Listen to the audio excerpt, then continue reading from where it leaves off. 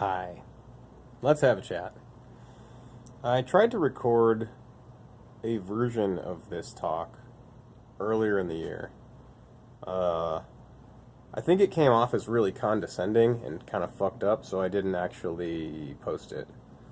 Um, but the thing I wanted to talk about was personal responsibility and defensive riding. I have seen a lot of accidents this year. A lot of people who have gotten hit by cars, and for the moment, we're going to exclude the incidents where it's just an accident where you like slipped on some leaves and ate shit and got hurt. I mean that happens to all of us. It's definitely something that if you are on a bike for long enough, it's just gonna happen. You're gonna slip, you're gonna fall, you're gonna get hurt. So um, the thing that I want to talk about tonight is the myth of right of way and how sadly, and like I have friends that have become paralyzed, I've had friends that have died from getting hit by cars. Like, trust me when I say that I'm not being flippant with this opinion. Like, it has affected all of us. If we're honest as cyclists, it's affected all of us when people get absolutely obliterated by big heavy dinosaur cars. Still, a decade of being a messenger taught me one thing, which is if you get hit by a car, it's almost always your fault.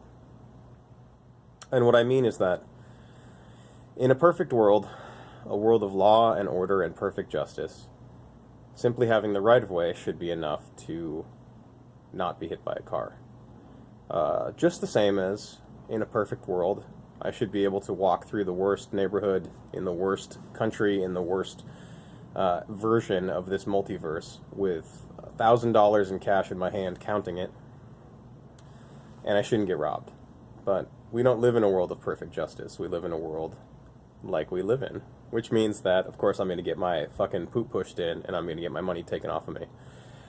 And the same, sadly, is true of riding bikes in the city. So what do I mean by that?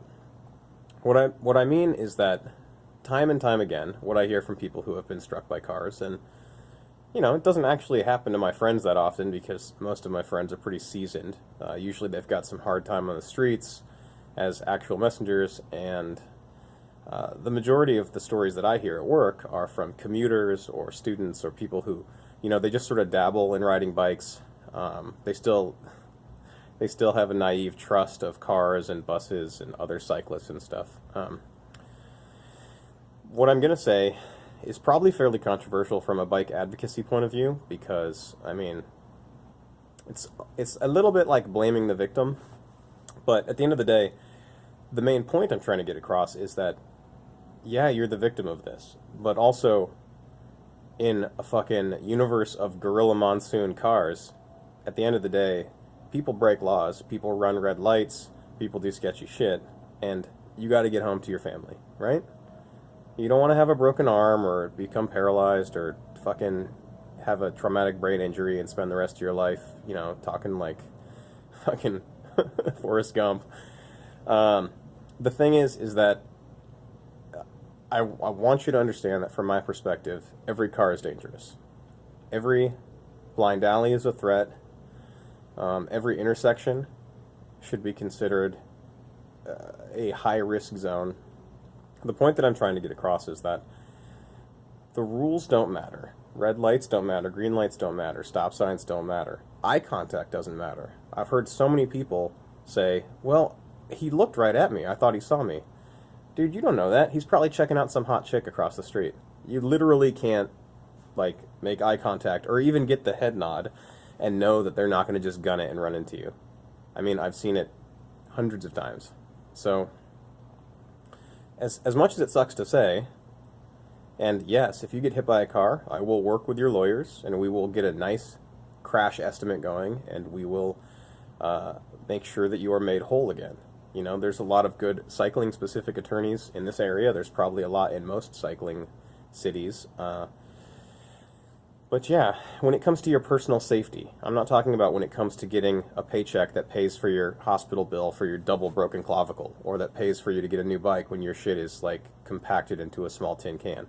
I'm talking about your personal safety, At best, you get hit by a car and it's gonna destroy your bike. At worst, maybe your bike's okay and maybe you never walk again. Treat every vehicle, parked cars. I don't give a shit if you don't see anyone in there. I have personally given myself the all clear looking at a row of parked cars and a door flung open 3 seconds later. You know why? This happened when I was super green. It didn't actually get doored, but it came super close.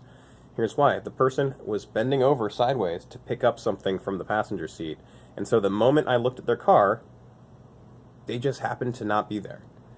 And the next moment, they fucking kicked their door open and I almost ate shit and died. So, don't be a victim. Don't have it be your fault. You know, posthumously, I'm sure you'd be happy to have engraved into your headstone, I had the right of way. But, I mean, you might as well fucking go to Rivendell and hang out with fairies. In the real world, on the fucking nasty streets of the city, any city, I don't give a shit which city, there's no such thing as right of way. All street signs are just merely a suggestion. Every car might as well have a driver in it, so give them several feet so you can't get doored. In between every alley, just assume there's going to be pedestrians. And I've had people argue that they enjoy riding bikes, it's pleasurable to them, and they don't want to be as paranoid as that. And my thing is like, it's not paranoia, it's your personal safety. And it's not hard. I mean, I don't ride around going, oh, what was that? What was that? What was that? I ride around with just a heightened sense of awareness, you know? Shit, I listen to music while I ride my bike, but you need to develop a sixth sense for... You need some spider sense. You need to have your spider sense tingling at all times. And I promise you, the close calls that you will miss, the little bubble of 3 feet in every direction that you give yourself, the increased stopping distance that you give yourself at every intersection, it will save your life. So spread the word. I mean, you know, I'm kind of a dick when it comes to following rules, and it's no different for riding bikes. I don't wear a helmet. I fucking blow reds. Sorry to say. I'm not a very good representative of the cycling community. I'm probably one of those assholes that everyone thinks fucking fucks the game up for everyone. But I have a little 7-year-old kid, and at the end of the day, I am riding in a way that keeps me safe, and fuck everybody else.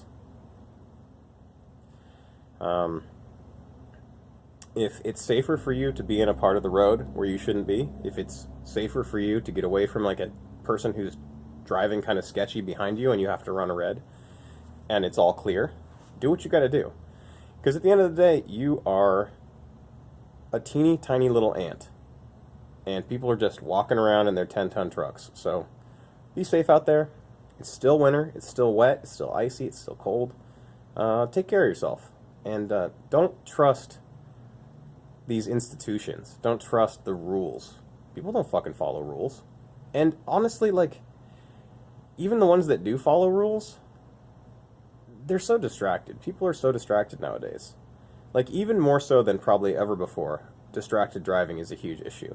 So, people blow red lights, people roll right through stop signs, people turn right in front of you. Everything is dangerous, and you don't need to be afraid of everything. But treat the road with the respect it deserves, and it will pay you the respect you deserve. So, stay up. Yellow Sheldon out.